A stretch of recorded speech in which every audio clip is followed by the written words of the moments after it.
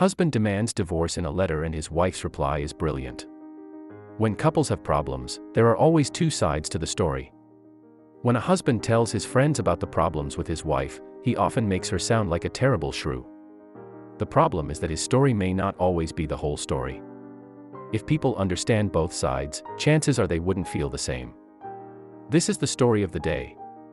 A husband demanded a divorce in a letter to his wife, but her brilliant reply made him regret every word. One day, a husband wrote his wife a note asking for a divorce.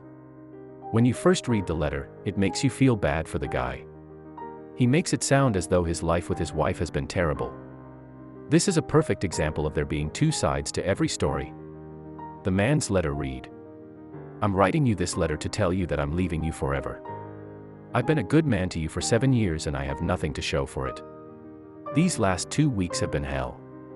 Your boss called me to tell me that you quit your job, and to be honest, that was the last straw. Last week you came home and didn't even notice that I had a new haircut. You didn't realize that I cooked your favorite meal, and you didn't realize that I was wearing a brand new pair of silk boxers. Instead, you went straight to bed.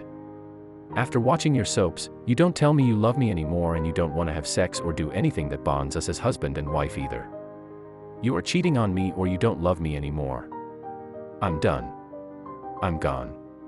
Signed, your ex-husband.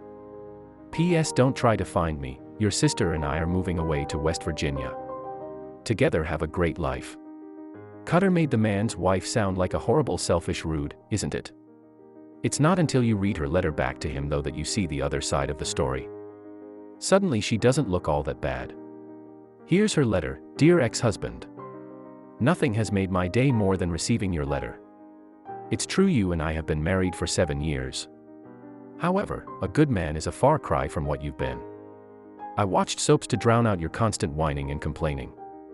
Sadly, it doesn't work. I did notice your haircut last week. I think that you looked like a girl. My mother raised me to not say anything. If you can't say something nice, so I didn't comment when you cooked my favorite meal, you confused me with my sister. I stopped eating pork 7 years ago, right after we got married, about the new silk boxers. I turned away because the $49.99 price tag was still on them, and my sister had just borrowed $50 from me that morning. Quite the coincidence, don't you think? Even after all this, I loved you and hoped that we could work things out. I won the lottery. I have $10 million. I quit my job and bought us tickets to Jamaica. When I got home, you were gone. I guess everything happens for a reason. I talked to a lawyer. You let her. Leaving me ensures that you won't get a dime of my winnings. Take care." Signed, your ex-wife, rich and free. In the end, the wife was not the horrible, neglectful shrew that her husband made her out to be. In his letter, he was cheating on her.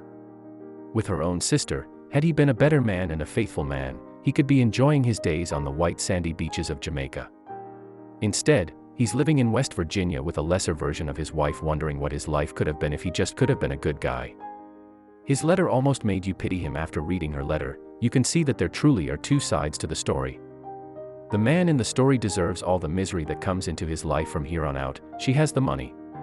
She has the happiness. And she has the freedom to move on and find a real man. Subscribe for more.